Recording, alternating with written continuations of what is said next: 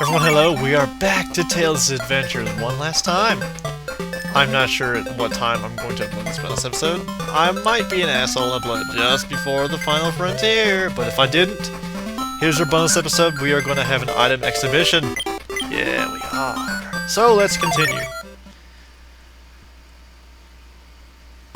Now, since I hit reset, this is the beginning password. So if you beat the game and you come back here and you press start, you will be at the beginning of the game. So be very, very careful about that. Okay. Now, I have the super password to get back to just where I was with all the items in the game just before I go into the Battle Fortress. And the password is, I'm gonna do this live. I'm gonna let y'all see the pain and agony of inserting a 16-digit password.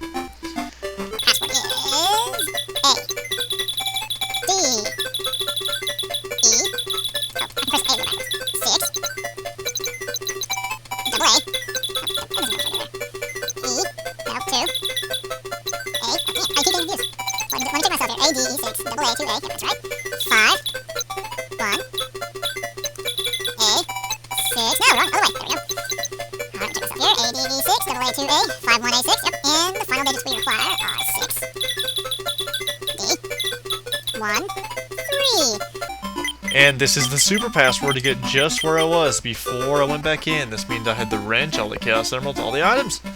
So kids at home, if you have a Game Gear and you cheat and your older brother catches you, tell you that RingtailRandl gave you the password, and then you can place all the blame on me.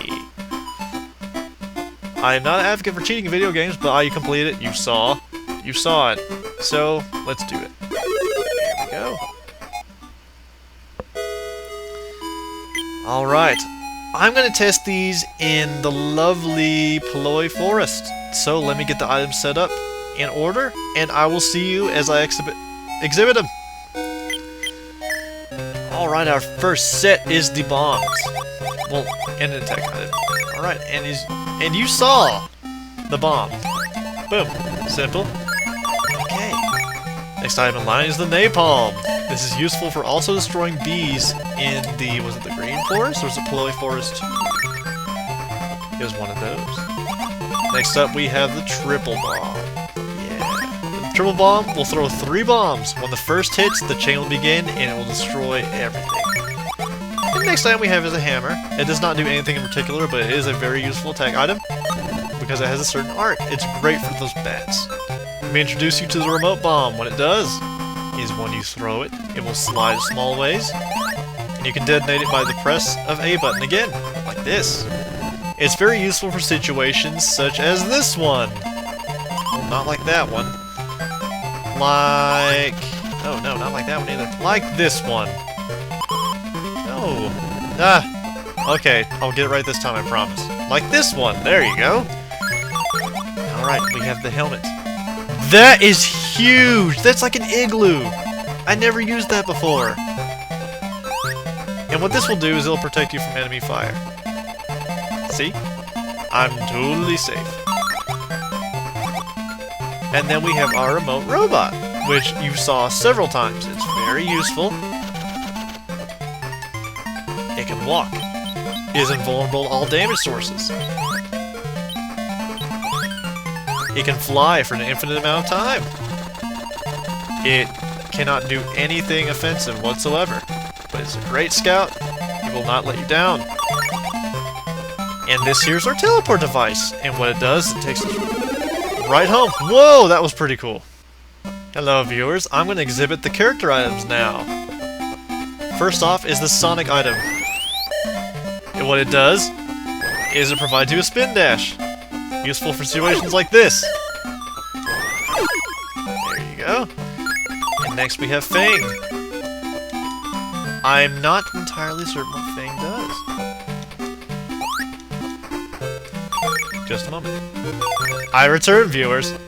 I'm honest, I had to look this one up. What Fang does is increases your luck. It increases the chances that you'll get rings. And the speed boots, what they do is they allow you to run.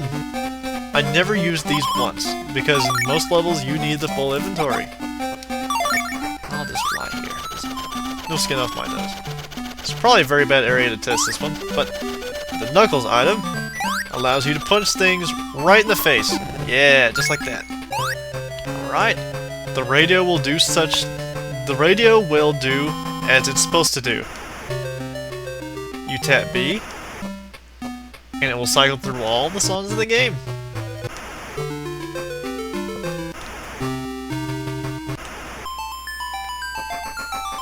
Ah, I dig that track. Yeah, we're gonna leave it there. Alright. Need to get a bit further before I can demonstrate the next one I might demonstrate. Well, here's the item radar. Sadly,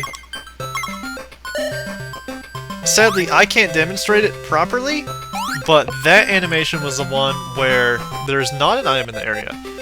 When you use it, it will give you a confirmed noise that there is one in the current scene that you're in. And I only have the Super Glove to demonstrate for you. Then I do believe next is the functional items. And the Sea Fox items. Which you saw several times on screen. Alright, get out of my way. There we go. Another thing I failed to mention about the napalm, actually, is that it can destroy these kinds of grass barriers. So keep that in mind. And the Super Glove, finally, allows you to pick up rocks, place them down with B, pick them up, and you can throw them at a distance with A. This can damage enemies this way. This also works as springboards. Alright, in the next montage, I will be covering the functional items in the levels that the function is used in. So look forward to it. The night vision will light up Poly Mountain 2. And only Poly Mountain 2. The large bomb is used for destroying walls that other bombs would otherwise not destroy. Such as this one. You can only place out one at a time, so it is not very practical for a weapon at all, except for a certain boss. I also failed to mention that the robot, after you get a certain Chaos Emerald, can now transform into the Sea Fox.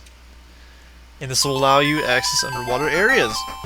But quickly, I need to demonstrate the wrench, so give me just a moment and I will get to a place in which I can demonstrate it. The wrench is functional only in the Battle Fortress, and what it will do is switch the direction of the conveyor belts to my right side. See? Now they go right! Oh dear. And in the next segment, I will be covering the Sea Fox items, so look forward to it.